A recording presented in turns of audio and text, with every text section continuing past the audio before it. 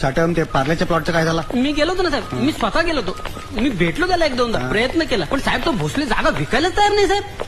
भोसले हा, घाटी राहतो तिथे, हा. अजून मी कसा टिकला? हराटे आहे साहेब तो.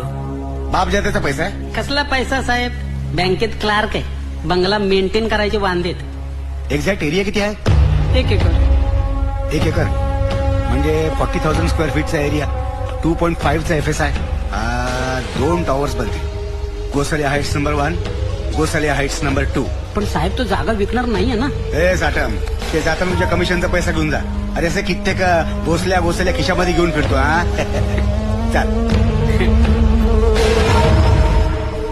घ्या गोसाले, चहा घ्या. ग्राउंड फ्लोअरला एक हॉल, एक किचन, एक बेडरूम.